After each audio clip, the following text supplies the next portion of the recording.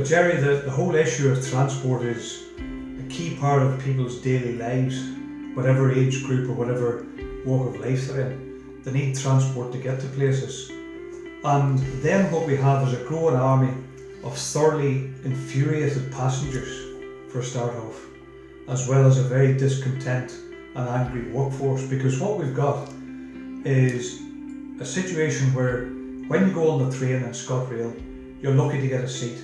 People are standing up long journeys, for example, from Glasgow to Edinburgh regularly, and it's overcrowded, it's understaffed, there's not enough frequency of the services quite often. And when it comes to the buses, it's a different variation on that. It's a case where bus routes are cut when they're not profitable enough and leave whole communities virtually stranded. And what we need to look at is the context, the reason for all this.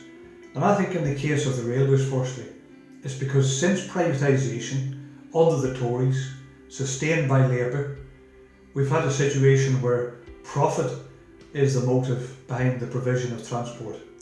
And that's led to competition between rival companies. At its peak, there was something like 400 different companies had a stake on the British railway system. And right now in Scotrail, when that came up for tender for the franchise in 2014, the SNP government had the opportunity to take it into government ownership, into public ownership, which is what the Scottish Socialist Party believes they should have done. But instead, they handed it over to Abellio, which is the Dutch state railway system. In the last 12 months, Abellio have run a service that's substandard, that's chaotic, that's overcrowded.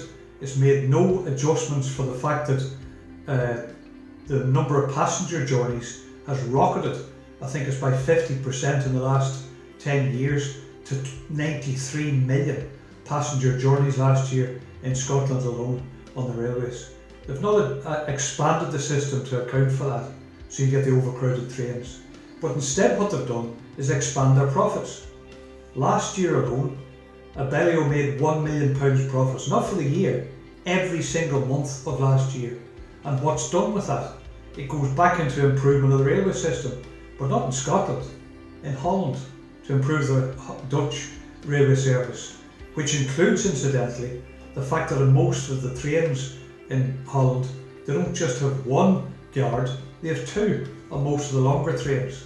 And that's what the SSP believes should happen here, that every train, including those that are driver only already in the Strathclyde region, for example, should revert to ones with a guard for safety, for passenger services, and so on, the critical safety role that the guards play.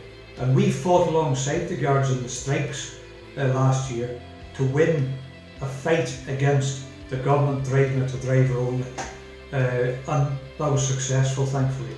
So the problem is, it's run for profit instead of as a public service, and the bus is the same thing, with people like First Group and Stagecoach and Company running the service into the ground, so long as they can make a big bottom line for themselves. What we envisage instead of that is public ownership with democratic control of the transport system. Right now there's a lot of pressure on the SNP government. They've started to talk in terms of maybe looking at the option of a public bid for the railway system.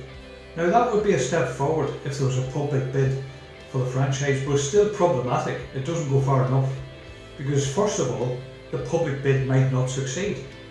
Secondly, even if it did, there's the potential for other private ownership sabotaging that public sector of the railway service, because it's not just the provision of the services that right now Abellio provide, there's also the ownership of the tracks, there's the ownership of the trains, the rolling stock, and all of that is leased out by what are called Roscoes, rolling stock companies, who lease out for their own profits the trains that then in turn even a publicly run Scotrail would have to buy off them. And every layer of dividends, of profiteering, is an obstacle to a proper decent public sector transport system. So what we want is public ownership of the entire railway system, not just the provision of the service, but the trains, the stock, the infrastructure, the whole shebang, so it could then be run for a public service, and in our belief, free of charge actually.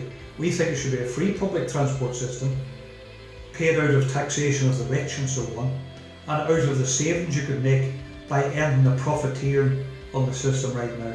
Where in 2011 a report showed £1.2 billion was wasted by the fact that there's multiple ownership, multiple profiteering by multiple companies that run the transport system on the railways.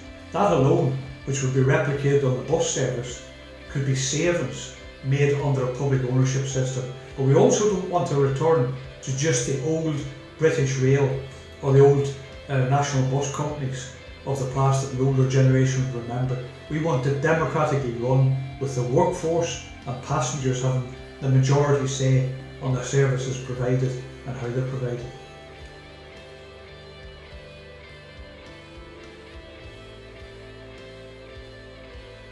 You're spot on raising that, because there's a complete contradiction between the two practices.